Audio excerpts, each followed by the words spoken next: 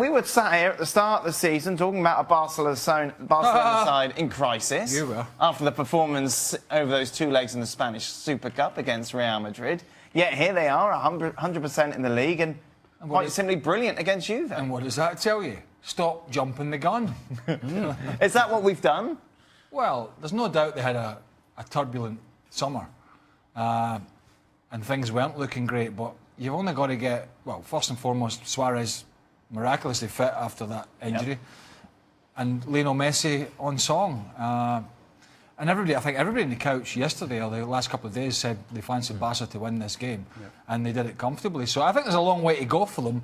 But certainly if you're a new coach going in there, you know, and he was under pressure early on, to start the domestic season and the Champions League season in this fashion is absolutely fantastic. There's no question that there were issues with Barcelona coming into the season, and so there were questions that needed to be answered by Valverde. How was this transition going to work out? And it didn't quite work out in the Spanish Super Cup, where they looked so inferior to Real Madrid. And then they just seemed to turn the corner.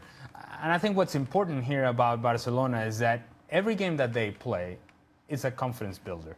And this was a big matchup. It was a big matchup for Barcelona. If we go back to Champions League last year and the difference between Barcelona and Juventus, I just look at a Barcelona team that needs to build momentum going forward.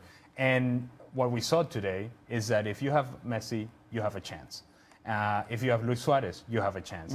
If Dembele continues to get better, you continue to have a chance. But more importantly, there is a solidified midfielder about this group that we didn't quite see last season. And it's happening now for Barcelona. The competition level, I think, is ramped up within this group. You bring in Paulinho, that tells Rakitic, you better get going. You better start playing. If not, you're going to be on the bench. I think that allows Barcelona to have more continuity on the field. More competition breeds more success, and you see the results.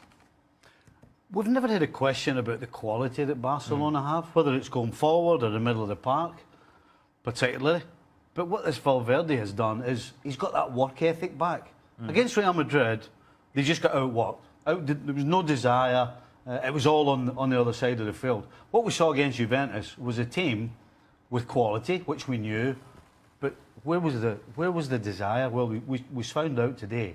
They've got that desire back. And when you have the quality they have, and you have the desire, Barcelona's going to be a tough team to beat if they keep that going. And it was the midfield three that brought them a lot of success recently. You know, back to the basics. Rakitic, Busquets, Iniesta looked as if they had a lot more energy than they've had in recent weeks. I mean, Busquets ain't that old, but he's got a lot of miles. And Rakitic had lost his way a little bit, and of course Iniesta, as good a footballer as he is, isn't going to cover the ground anymore. But even he looked as if he was a yard sharper than the Juve midfield.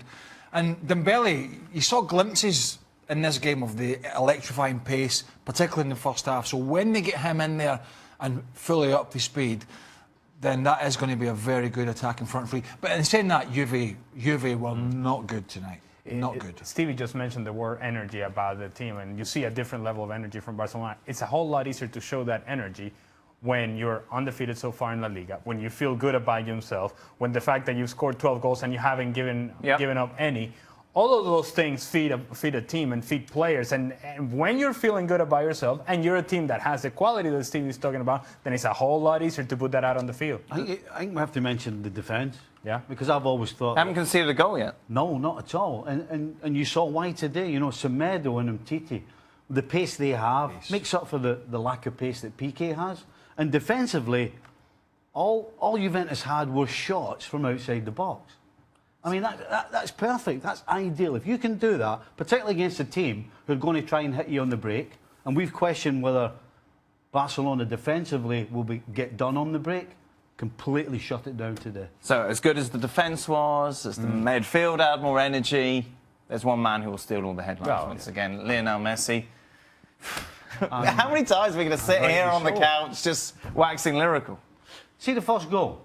If you're a Juventus coach or a player on the field, you're standing there with 6 men and a goalkeeper behind the ball. You must be feeling so comfortable.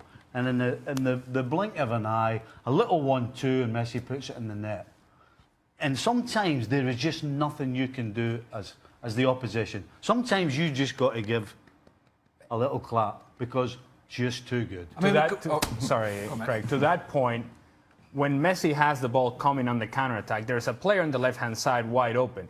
Any other player, or most players, would say, I just play that ball out there. Instead, he goes and finds Luis Suarez and then gets behind that ball and gets the ball back from Luis Suarez.